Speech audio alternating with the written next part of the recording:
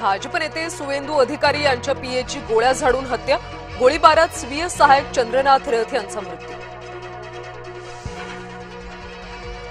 चंद्रनाथ रथ यांची पूर्वनियोजित हत्या असल्याचा भाजपचा आरोप, भाजप नेते अर्जुन सिंग यांचा अभिषेक बॅनर्जींवर संशय।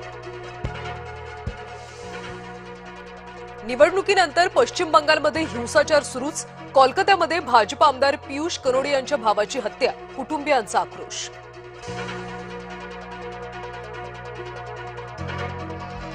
थलपती विजय आज मुख्यमंत्रीपदाची शपथ घेणार, तामिळनाडूमध्ये टीव्हीकेकडून सत्ता स्थापनेचा दावा, चेन्नईच्या जवाहरलाल नेहरू इंडोर स्टेडियममध्ये होणार शपथविधी।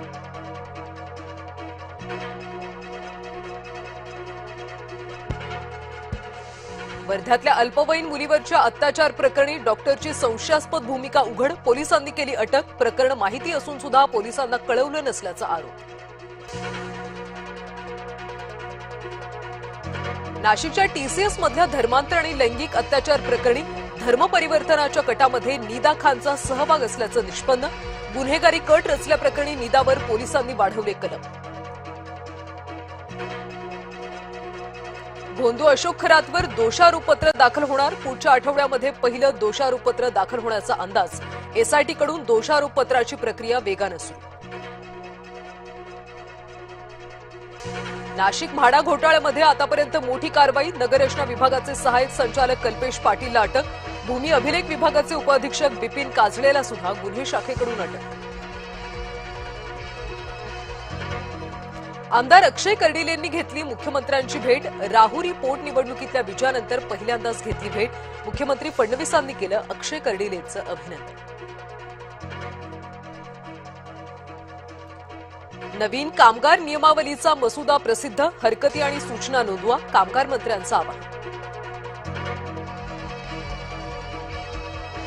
नसरापूर घटनेनंतर पोक्सो आरोपींवर पुणे पोलिसांची करडी नजर, 2 किंवा अधिक गुन्हे असलेले 37 आरोपी पोलिसांच्या देखरेखीत, एकूण 193 संशयितांची स्वतंत्र यादी तयार, गरज पडल्यास प्रतिबंधात्मक कारवाई केली जाणार।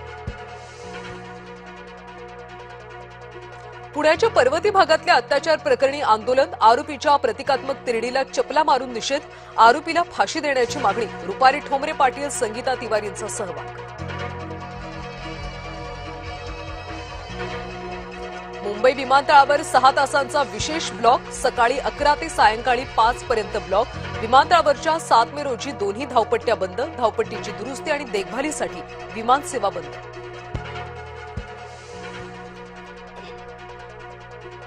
मालेगाव तालुक्यामध्ये भीषण पाणी टंचाई, 14 गावं 28 वाड्यांना टँकरनं पाणी पुरवठा।